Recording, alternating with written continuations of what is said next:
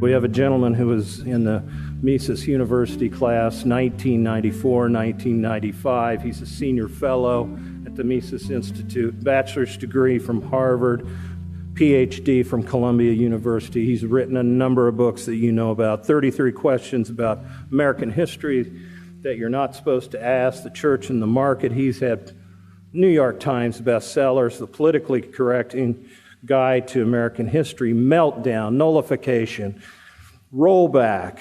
He is the editor of a book called On the Road to Serfdom. Recently, he's been all over the media, whether it's Judge Napolitano's show. He fills in frequently as the radio host of the Peter Schiff Show. He is a genuine star of the libertarian world. Go to his website, tomwoods.com. He's going to talk to you today about the free market, fallacies and facts. Please help me welcome Tom Woods.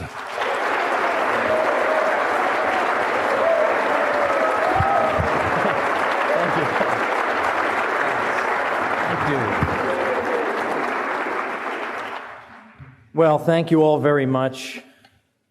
I was, as Doug said, not originally on the program. I was added a few days ago. So I've more or less very hastily cobbled something together. So I hope you'll be more indulgent than you would otherwise be.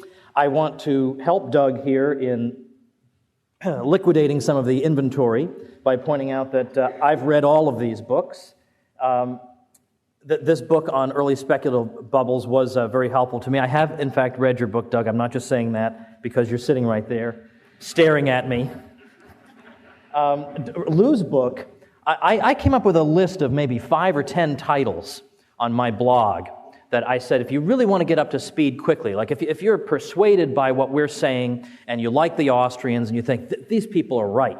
I wish I could be as cool as these people, though, and have all this knowledge, at my fingertips. I wanted to say, all right, here's your quick course for getting up to speed on it. And I put Lou's book, The Left, the Right, and the State in there because it's so filled with interesting insights and just different ways of thinking about data that's common to us all. But the perspective is so interesting. And I'm so much indebted in my own thinking to Lou. When I hear his opinion on something, I'm always ashamed that I hadn't thought of that earlier. Like, wow, of course, this guy, right. Like, whenever something unexpected happens, I want to say, well, what's Lou's take on it? Well, there you go. There's that book. And then finally, reassessing the presidency. So this is the result. These are the papers that were presented at a conference of the same name that was held in Callaway Gardens, Georgia, if I'm remembering this right, in 1998. This was the first Mises Institute event that I spoke at. I actually go all the way back to 1993 class of Mises University. But my first event, I was still a graduate student. I gave this paper on Teddy Roosevelt. Boo, that was a boo line for you. And that was back, so I was just a kid still, and that was back when, like Hans Hoppe still sort of kind of scared me a little bit. Whereas now I can just call him Hans, and it's sort of okay, although I still, you never quite know. But so that is sort of the youthful Tom Woods in there, and there's just a lot of great chapters in there. There's so much to debunk. I mean, you're debunking the whole presidency. I mean, this should be like 50 volumes like this, but this is the Reader's Digest version. So I urge you to head on out there. And for those of you who have been buying books that are written by authors who are present at this event, the signed copies are available on a special table that says signed copies on it.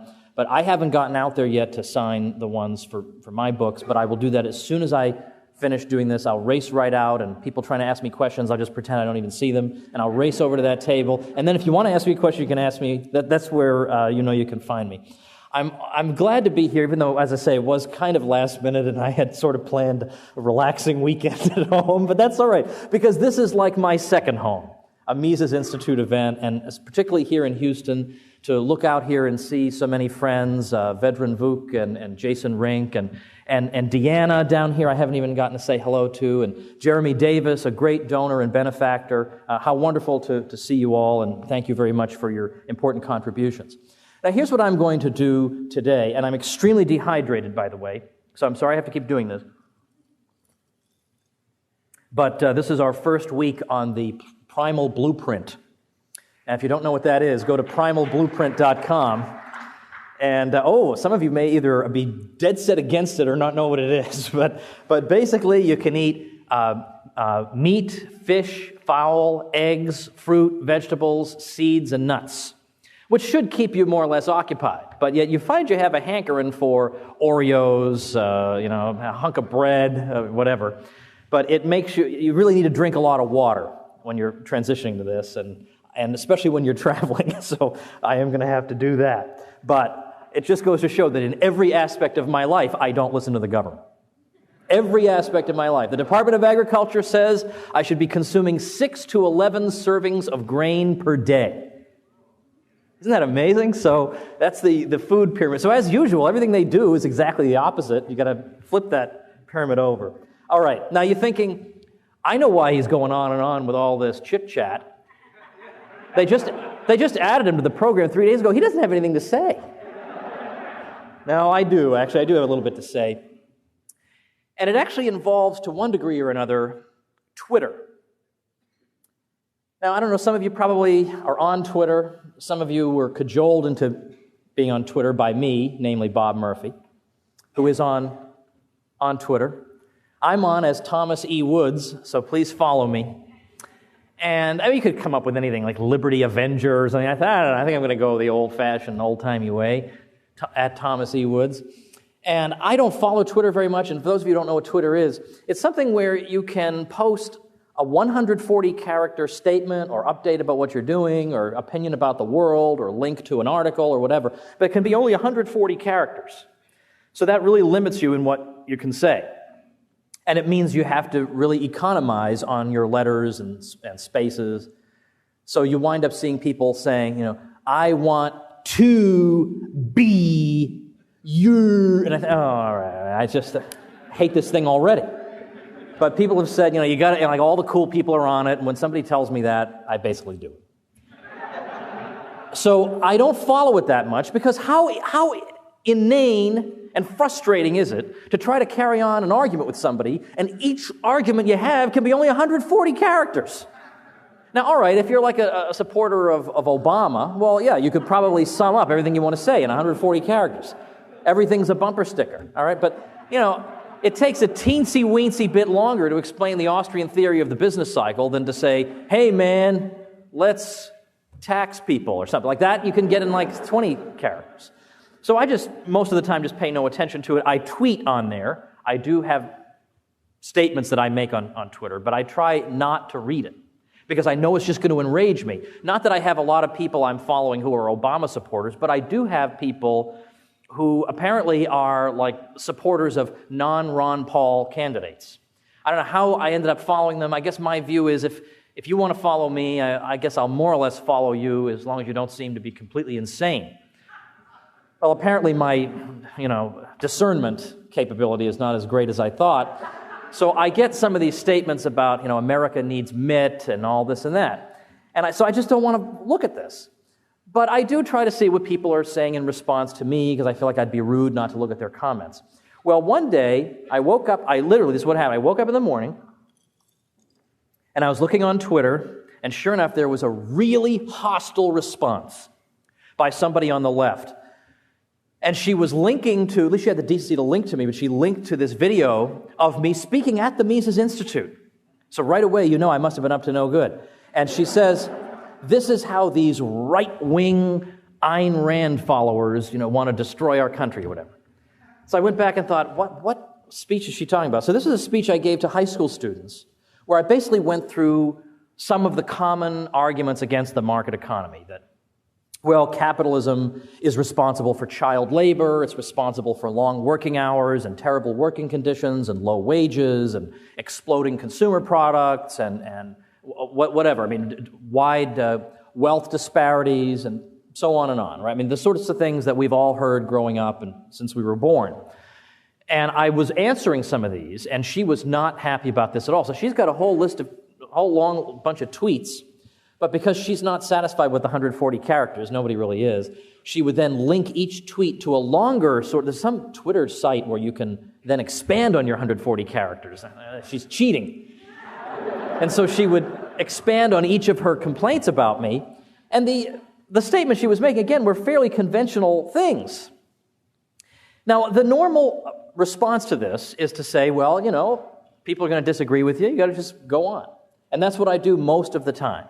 And I think this is good advice for a lot of people. You always shoot up, not down, when you're fighting against somebody. So if some guy with a blog with 12 visitors attacks you, it's not worth your time. Right? You have other things to do. I don't mean that his worth as a human being is low. I mean, you have a finite amount of time and many tasks to perform. But if Brad DeLong attacks you, or if Paul Krugman attacks you, well, you darn well better respond. And so for example, that's the rule that Rudy Giuliani broke in 2007 when he attacked Ron Paul in the debates, who was well below him in the polls. He shouldn't have done that. Instead, he gave Ron Paul all this publicity that was really one of the turning points in that campaign and in the whole movement. That was a huge mistake for which we are very much in the former mayor's debt, of course. So right now, I'm going to tell you that I violated this rule. I violated this rule because I finally thought, somebody has to make an example of people like this. Enough is enough. These drive-by shootings of inane anti-market arguments that have been refuted 100 times. That's it. We have been so tolerant with this. That is it. So I said, all right, that's it. I am going to reply to this woman. And no, I'm not replying in 140-character bits. I refuse to do this. I am throwing over the table, baby. The new rules begin right now. Australian rules.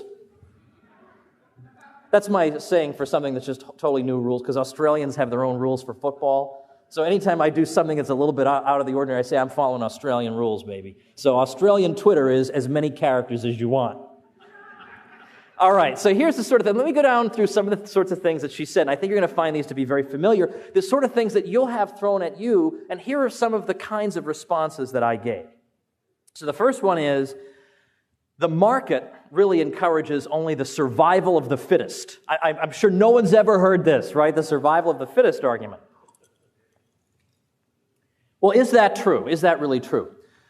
I think that's more true of pre-capitalist economies. Economies that did not have functioning markets in them. Economies that came before the Industrial Revolution. And as F.A. Hayek pointed out in his great introduction to a wonderful collection of essays in the 1950s, I think 1954, called Capitalism and the Historians, when you look at these pre-Industrial Revolution economies, people could not integrate themselves into these economies unless they either could succeed in agriculture or happened by some fortunate happenstance to possess the tools necessary to go into a craft of some kind. Otherwise, there was no way. You couldn't go and sell your labor services to some factory owner. There weren't any. And so really, people say, oh, who would ever want to work in a factory? Well, the question is, who would want to die? Because that was your other option. It's not like people said, I think I'd like to work 16-hour days in miserable conditions. That seems like the best option I have. Well, that's because the other options were much worse. And this is why the economist David Henderson says, whenever you want to help the poor, don't look at the list of their choices and cross off the one they actually chose. If they actually chose the factory system, it could be there was a reason for this.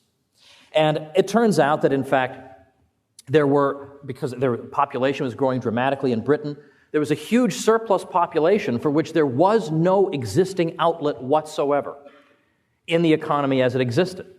So the market, with its employment opportunities, was at least able to absorb these people, and even though obviously nobody would want to be a factory worker in 19th century England today, the fact is that in terms of housing space per capita, caloric intake, they compared favorably to the agricultural workers of their day. And in fact, in all these other metrics that we look at, it turns out that Indeed, living standards were improving, even during this time of tremendous population growth, and even during a time when Britain was on and off engaged in war, in the wars of the French Revolution and the Napoleonic Wars. So the standard of living would have been even higher in the absence of that. So now there's obviously a great deal more that one could say about the Industrial Revolution, but the point is that before we had the kind of sophisticated markets that we have today, there wasn't anything for a lot of these people to do that would have allowed them to earn an income at all. Moreover, the production processes in the economy were so primitive that we could produce only a tiny, tiny fraction of the consumer goods we can produce today. And so that means that each person, on average, had to content himself with a much tinier fraction of goods than we take for granted in our great abundance today. But when, under the free market, businesses are free to take their profits and reinvest them in their businesses and purchase capital equipment that makes the production process much more physically productive, that means we have a much greater abundance of goods, so we have a greater abundance of goods per capita. It becomes cheaper in terms of prices vis-a-vis wages for people to acquire the necessities of life than otherwise, and this is how our living standards increase, because we become physically capable of greater and greater abundance. I always use the example of my father, who was a forklift operator in a food warehouse for 15 years. Now, with that forklift, he could do the work of 20 people. And in fact, he could do work that no person could have done, because nobody can stack a pallet 20 feet high, no matter how many of you've got, unless you're going to stand on each other's heads in a sort of circus acrobat routine. You need a forklift for that sort of work. And that doesn't mean that my father having the forklift, now suddenly 19 people are just twiddling their thumbs. There are always other things we need done in the economy. But we couldn't have had those things because 19 people are wasting their time taking pallets and walking 100 yards with them and putting them somewhere and then walking all the way back. That's obviously not the best use of their services. Now that they're released to produce other goods, everybody is better off. There's a greater abundance of goods. The greater abundance through competition leads the prices of those goods to go down vis-a-vis wages, and we see our real incomes increase. And this is true in all lines of production. If you think of books being produced today as compared to with a 16th century printing press, or even now that we have electronic books, think of how cheaply they can be produced now. Okay, so now we can now go and produce other things. And if you think, but there's a limit, right? There's a limit of things people want to buy. So if you release these people, they're just going to sit around unemployed. Well, if the government makes it hard for people to be hired, that can be true for a time. But think not just about all the additional goods that could be produced, or ways that goods could be produced more cheaply now that labor is more abundant, but just think about any one of us. Any one of us would love to have the personal services of 3 or 4 people. I mean, any one of us would love to have a gardener, a chef, and a chauffeur, right? I mean, any one of us could put at least 3 or 4 people to work if labor were abundant enough for that to be possible. But it's not. The way we know it isn't is that nobody in this room can afford to do it, which means they're being pulled away by something more urgent elsewhere in the economy. We'll always find some place in a free market, genuine free market, we'll always find some place to put them. But the point is that what is this process doing for the most vulnerable people in society? It's dramatically increasing their standard of living. And in fact, in the United States, throughout the 20th century, the purchasing power of the poorest increased by about 1,900%, which was much higher than we saw for any other income quintile. In fact, if we look at the poverty statistics during the 20th century, we see that at the beginning of the 20th century, we would say, by today's standards, that 95% of Americans were living in what we would today call poverty. By the late 1960s, that figure was down to between 12 and 14%.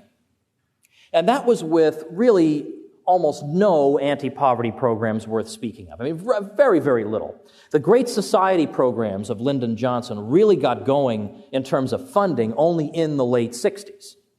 And then the poverty rate more or less stagnated.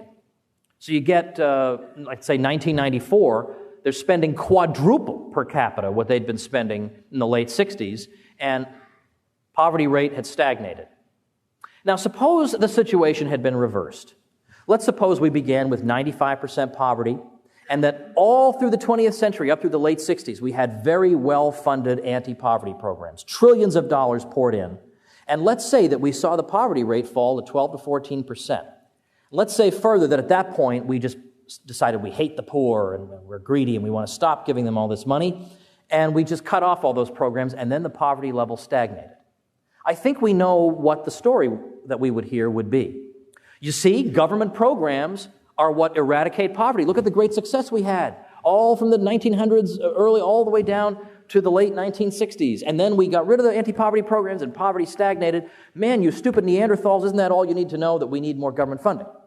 But you notice that that's not what happened. That's the exact opposite of what happened. So what do we hear about this? Nothing. No acknowledgement of this. Nothing in a textbook the kids are reading about in school. Nothing. No mention of it at all. So this is, I think, one of the explanations for my Twitter critic having this view. I understand. I don't think she's an idiot having this view. This is only what she's been taught every single day her whole life. What else would she think? But in terms of this survival of the fittest question, is that the market allows the survival of people who would surely have perished in a pre-market society. There simply wouldn't have been the resources to keep them alive.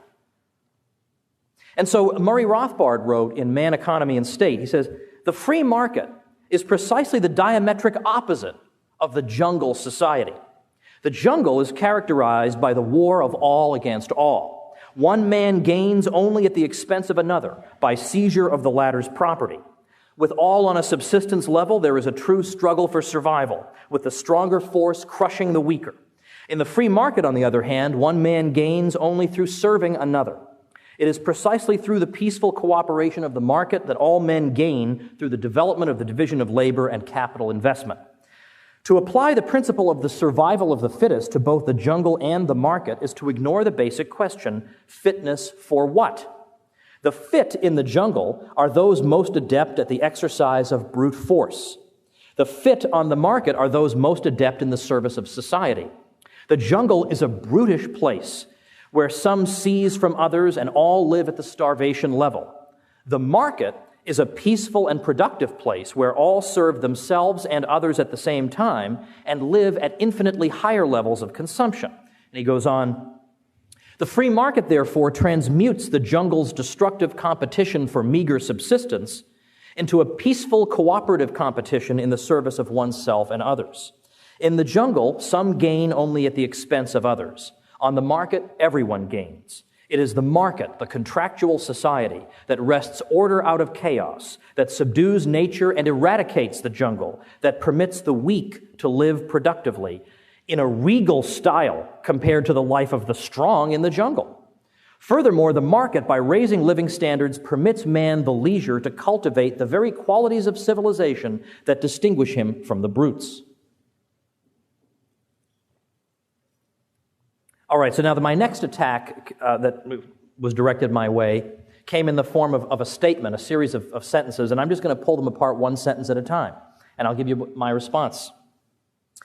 First sentence of the next response to me is, in the ideology of the free market, freedom is conceived of as the absence of interference from others. I guess that's a criticism? I'm not understanding how else freedom could be conceived. I mean, really, it's just basically, if we just reword it, freedom is conceived of as the absence of the initiation of brute force against innocent, peaceful people. Well, okay, I mean, that one I accept. I'm going to leave that arrow stuck in my back. So let's move on. There are no common ends to which our desires are directed. And this, I think, reveals a very, very unfortunate mentality that exists among a great many people in the world. And again, it's the sort of thing that they're just taught in the propaganda factories that a lot of our kids go through, is that society can't function unless there's some kind of leader figure, some paternal figure barking out commands at everybody.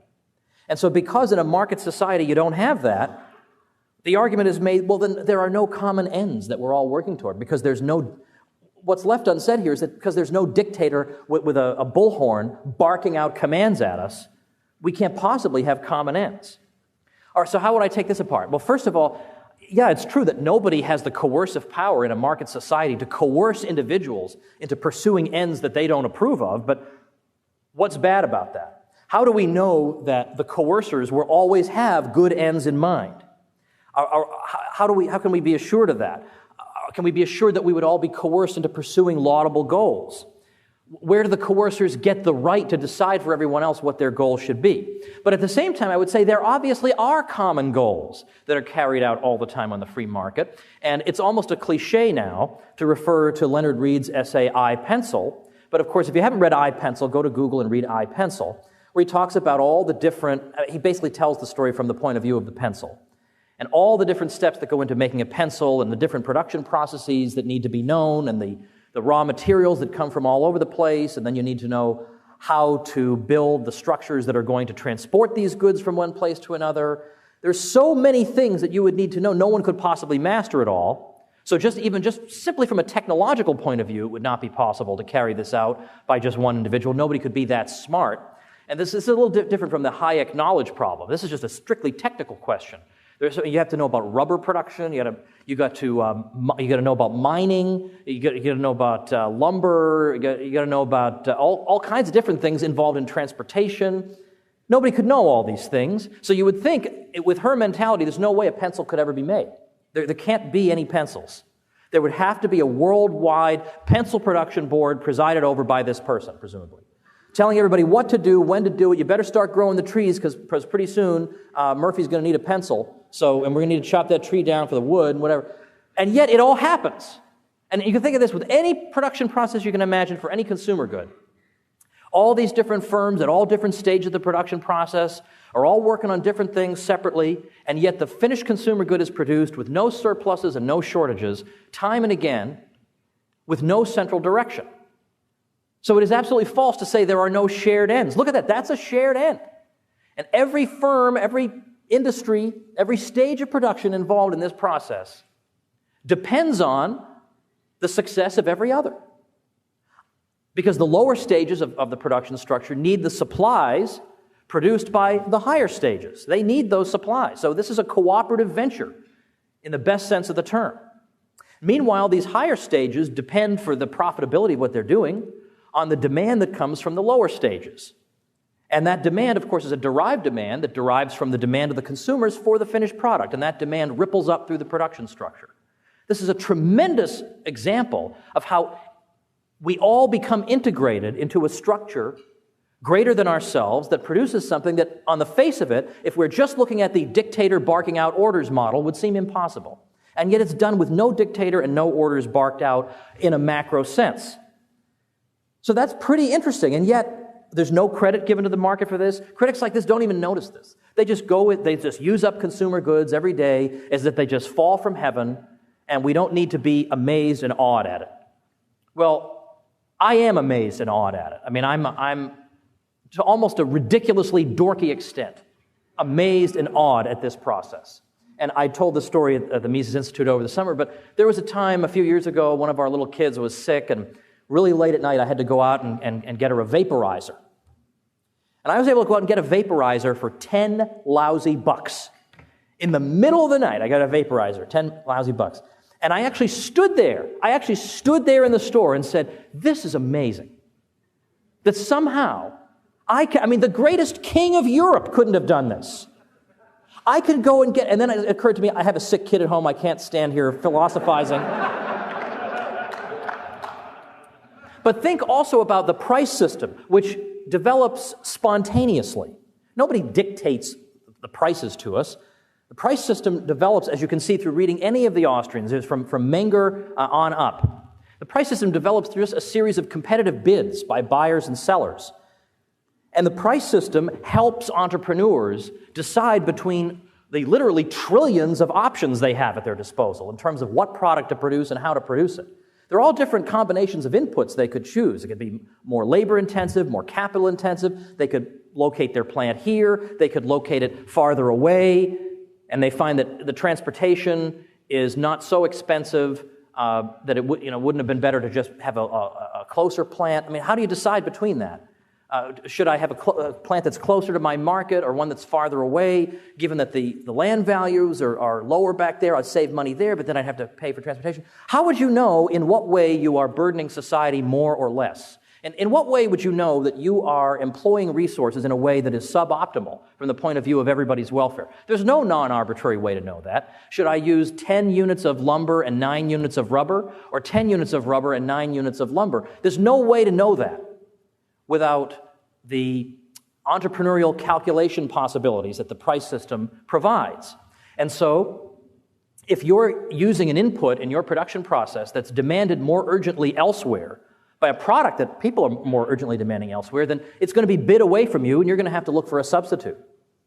And this is the way these things just occur without absurdly destructive and uneconomic decisions being made that would impoverish us all. This makes certain that when we engage in production, we are doing it at the least cost in terms of opportunities foregone. So when I hear people say, we need to be great stewards of our resources, there is no greater steward than the free market. It's impossible for there to be a greater steward of resources, because only the price system helps us to figure out how valued the resources are. Now, there is no dictator that forces this happy outcome on us. Then she goes on, in the absence of such common shared ends, all that remains is the sheer arbitrary power of one will against another. Well, that's not a description of the market economy, that's a description of government. How else would we describe the exercise of power by a privileged class against peaceful people with the aim of expropriating and ordering about those peaceful people by that privileged class? That is the sheer arbitrary will of one power against another. Nobody forces you to buy a Twinkie, but governments do force you to fight in their wars and pay for their bailouts. Now, some people might call that sheer arbitrary power. In fact, now, a friend of mine has a good analogy. He says, if you want to say that, corporations are just as dangerous as the government, he says, well, think of it this way. What would alarm you more? And which call would you feel more comfortable hanging up on? An Apple computer marketing phone call or an IRS phone call? Then finally, freedom thus gives way to the aggrandizement of power and the manipulation of will and desire by the greater power. Well, again, this has the situation entirely reversed. It's government that does these things. If you've ever seen governments propagandize for war, they can get people hating people not only they've never met, but they don't even know where these people are on the globe. I mean, you want to talk about manipulation of will and desire by the greater power? Well, she might start by looking first at the political class in which she reposes so much misplaced confidence. Then she says, in another one of her tweets, again, thinking that she's attacking me, so she hadn't even bothered to take the time to figure out who I am or what my views are, even though she linked to my website, so she could have taken the 3 seconds to look at it. So she says, our main enemies, corporatocracy, American empire. Okay, well, what? Right? Okay, so our would include me. So then what's your problem? But then her Twitter avatar includes the Obama 2012 logo. I mean, talk about being totally a captive of... Here she is talking about the free market, brainwashes you into doing things you wouldn't otherwise do. And here she's somebody who's against corporatocracy and the American empire, and she's supporting Obama, who hands out bailouts like crazy, and who... If you ask him, well, you're going to bring the troops home from all these various countries, he says, we can't retreat into isolationism. So he's got the robot propaganda PC term down absolutely pat when anybody ever asks him a question like that. So my good friend Anthony Gregory, who in one of the best essays I've read in a long time, said this about Obama. So now we actually come down to earth. Obama shoveled money toward corporate America, banks, and car manufacturers. He championed the bailouts of the same Wall Street firms his very partisans blamed for the financial collapse. He picked the CEO of General Electric to oversee the unemployment problem. He appointed corporate state regulars for every major role in financial central planning. After guaranteeing a new era of transparency, he conducted all his regulatory business behind a shroud of unprecedented secrecy. He planned his health care scheme, the crown jewel of his domestic agenda, in league with the pharmaceutical and insurance industries. Now, as for foreign policy, again, my critic seems to think that Obama is some kind of opponent of the American empire. But the American empire is the result of a thoroughly bipartisan foreign policy that's gone on for over half a century. Andrew Bacevich, who's sort of a conservative foreign policy analyst, had a good book last year called Washington Rules.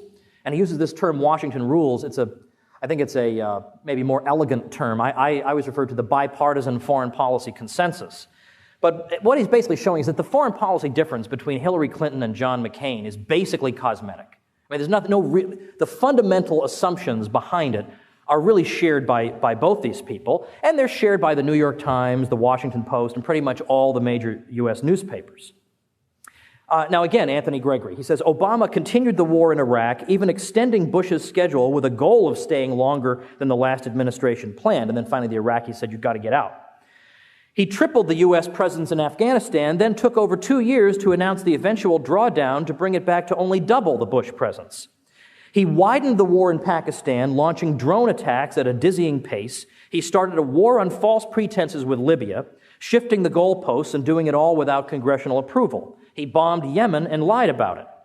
He enthusiastically signed on to warrantless wiretapping, renditioning, the Patriot Act, prison abuse, detention without trial, violations of habeas corpus, and invasive airport security measures. He deported immigrants more than Bush did. He increased funding for the drug war in Mexico. He invoked the Espionage Act more than all previous presidents combined, tortured a whistleblower, and claimed the right to unilaterally kill any U.S. citizen on earth without even a nod from Congress or a shrug from the courts. But this is the opponent of corporatocracy and American empire.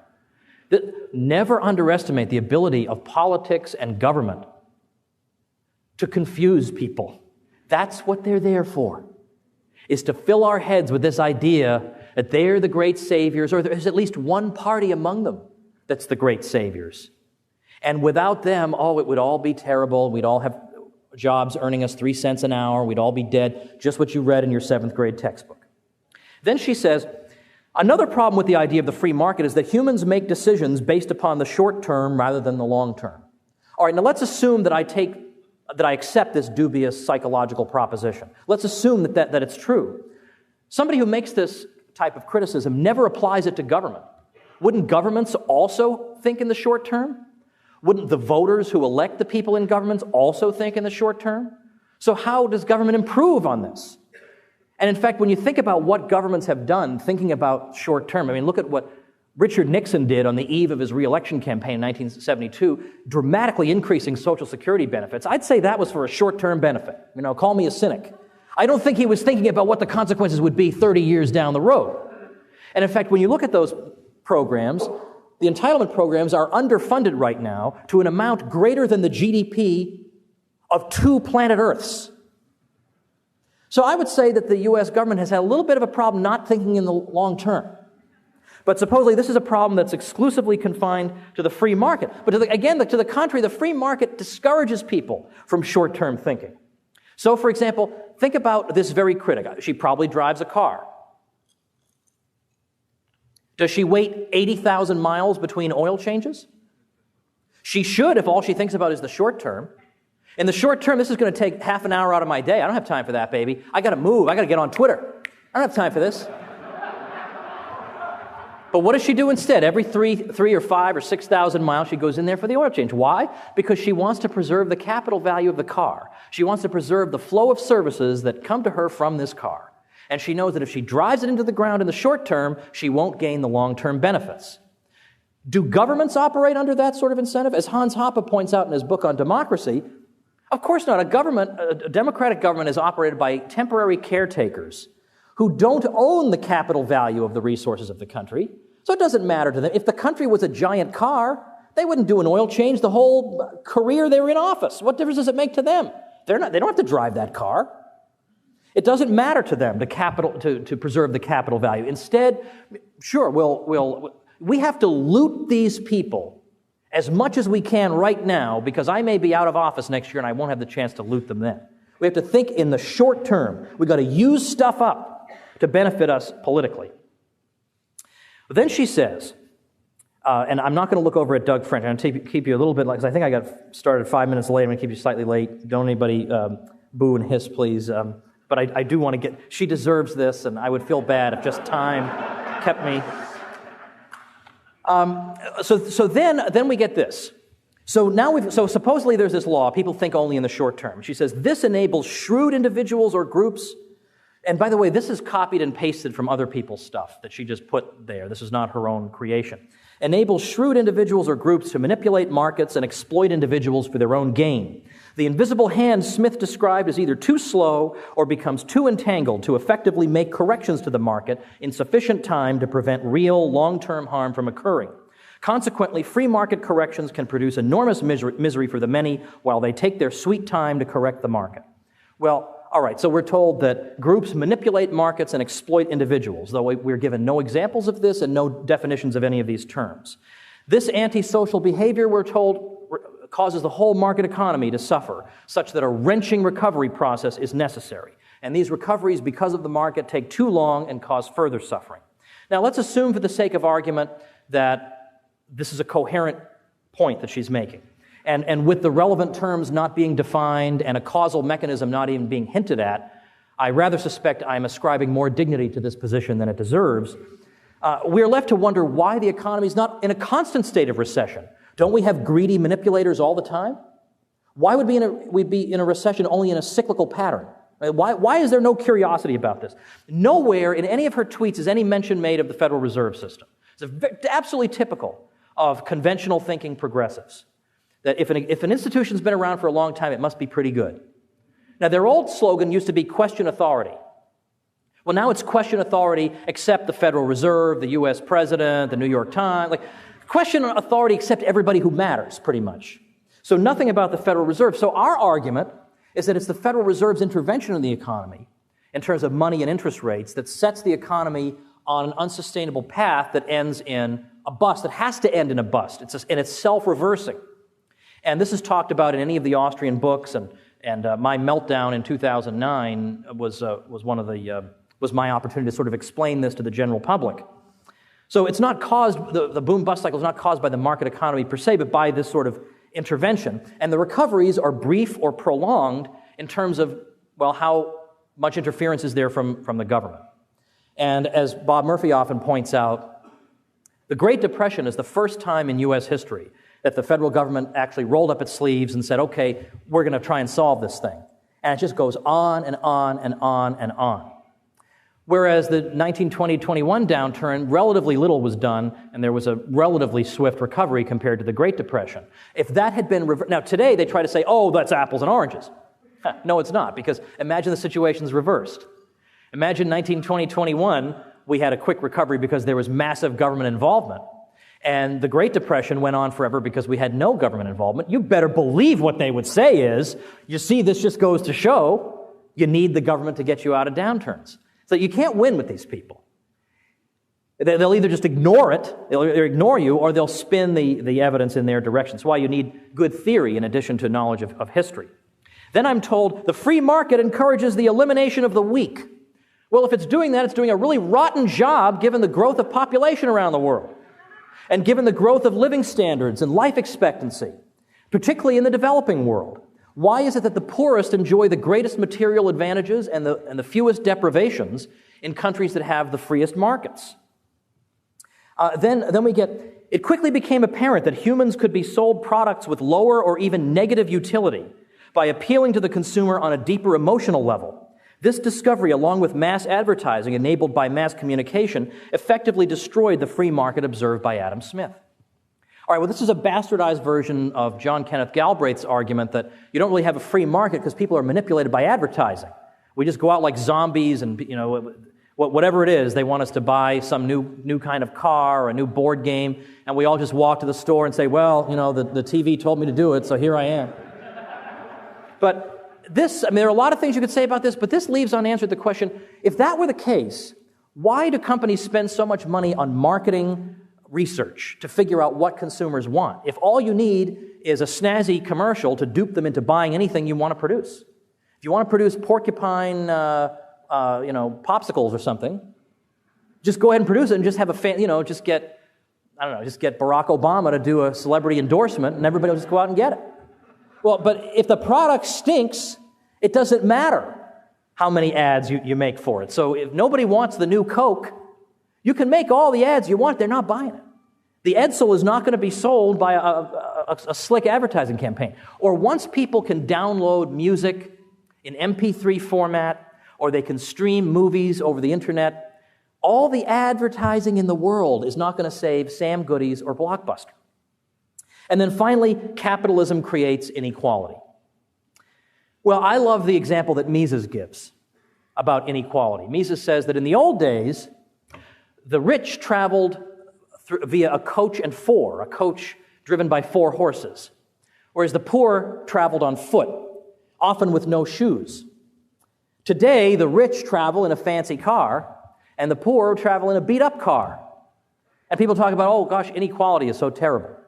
Well, this is obviously, in a qualitative sense, a dramatic reduction in inequality. Now, it's true, we can talk in a minute about there are people who are fantastically wealthy because of state benefits, but that would be precisely our argument, that that's why the state is so antisocial and we have to fight against it. But we all take for granted amenities that the richest of the rich couldn't have imagined 100 years ago.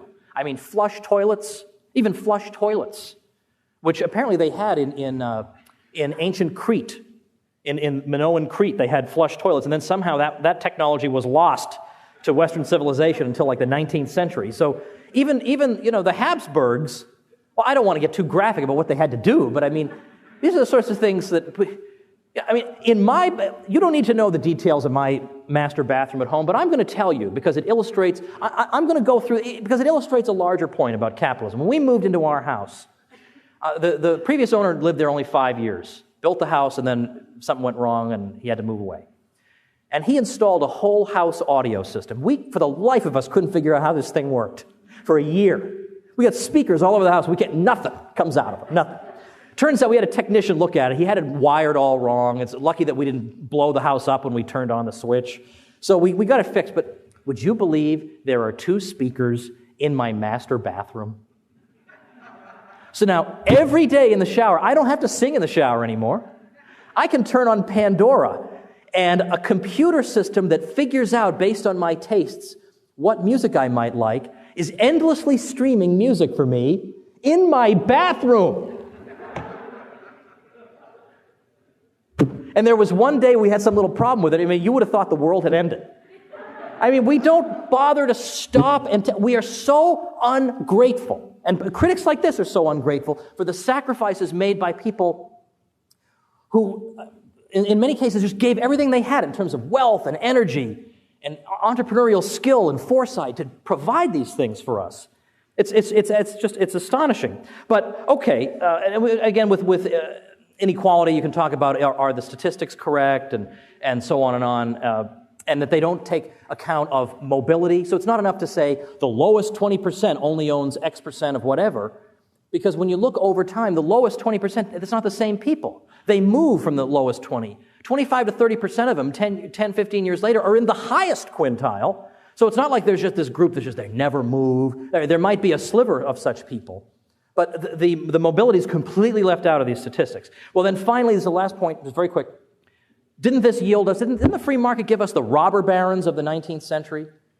Okay, well, the quick answer to this is, read Tom DiLorenzo's book, How Capitalism Saved America, that talks a lot about this. But just very quickly, it's true that you did have parasitical businessmen who grew wealthy through tariffs and through other benefits that came at the expense of their fellow Americans. But those aren't the people we should salute. The fact that Andrew Carnegie, almost single-handedly, could take the price of steel rails and lower them from $160 a ton to $17 a ton, that reverberates through the whole economy. Every production process now becomes cheaper. Now it becomes possible for everybody's real income to increase. Or the efficiency of Carnegie. 4,000 people at his Homestead plant could produce more steel than the 15,000 workers at the Krupp Steel Works in Germany, which was Europe's most renowned facility in the late 19th century. John D. Rockefeller brings the price of kerosene down from $1 a gallon to 10 cents a gallon. James J. Hill, who is in charge of the Great Northern Railroad from St. Paul to Seattle, made money and prospered with no government subsidies at all. And in the Panic of 1893, when a lot of railroads went bankrupt, he turned a profit and did very well. And fares were decreasing on his line. Cornelius Vanderbilt, well, when he helped to defy New York's steamboat monopoly, well, he was able to go around the monopolists for like a quarter of the price. And then later, when the monopoly was lifted, He was able to transport people from one place to another around the New York area for not $3, but 10 cents. And then later, the 10 cents he got rid of and just figured he'd make his money selling food aboard the ship. And then later, Edward Collins in the 1850s got a government subsidy for his steamship business to provide mail delivery across the Atlantic, $858,000 a year. Vanderbilt entered that field in 1855. He outperformed Collins in passenger travel and mail delivery with no subsidy at all. Collins' subsidy was finally done away with, and he eventually went bankrupt. But Vanderbilt consistently was able to, he delivered mail and passengers to California for a quarter of the cost that protected, subsidized institutions did, and he defeated them all. Now, I don't see why I'm supposed to despise people like this who are obviously benefactors of mankind. I, in my whole life, will never contribute a tiny fraction to the material well-being of my fellow man of what these people did. Now, I hope that intellectually I might contribute something, and these are incommensurable things, so who knows what's worth more or whatever. Maybe you'll find that my books are worth more than heating your home more inexpensively, but I'm a little dubious about that. All right, now finally I'll just conclude with this. I like to say we at the Mises Institute because I was there for 4 years as a resident scholar, and I have never been more proud to be associated with an organization in my life. Because here we are at a time when above all we should be understanding how the market works. We see more attacks on it, more unfounded attacks than we have seen, I don't know, maybe in 30, 40 years. And the Institute has been, and I don't mean to disparage other institutions that have done perfectly good work. That's not my purpose here. But the Institute, number one, is extremely good in how it spends money. I mean, not a penny is wasted. You don't have to worry about, oh, well, they're all going to go on fancy vacations if I donate money. It's very hard for nonprofits to be very good about watching their dollars, but boy, do they at the Institute. They're very careful with donor money. They're also fearless. And it's the Mises Institute that I owe my own intellectual trajectory to.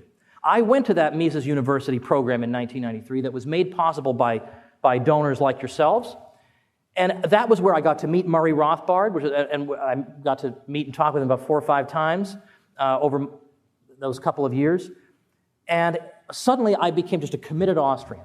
And I went through, a few intellectual phases here and there, but basically I stayed an Austrian. And now it got to the point where in 2009, with the financial crisis, I thought somebody better write an Austrian look at what just happened to the economy. And so I did it. I did it very quickly. We got it out there. It was a New York Times bestseller because a lot of people responded to the message in it. But how was I able to do that, to turn that around, to have that book be the first book off the presses about the financial crisis and the bailouts? How was that possible? Because of the training the Mises Institute had given me, because of the books that they had given me, the professors they had put me in touch with, the studying that they had encouraged me to do, made this opportunity possible for me. And it's made possible my whole life. I get to go around the country and talk to people about this stuff, and I'm hearing all the time about how the Mises Institute changed the way I think about things. And as I say, here we are at a time when the greatest benefactor, materially speaking, the world has ever seen is under greater attack than it's been in the lifetimes of many of us. And the attacks are so unfounded and so unfair and so, frankly, deranged, made by people who wouldn't even have the leisure time to make these arguments had it not been for the pampering of them that the market provides.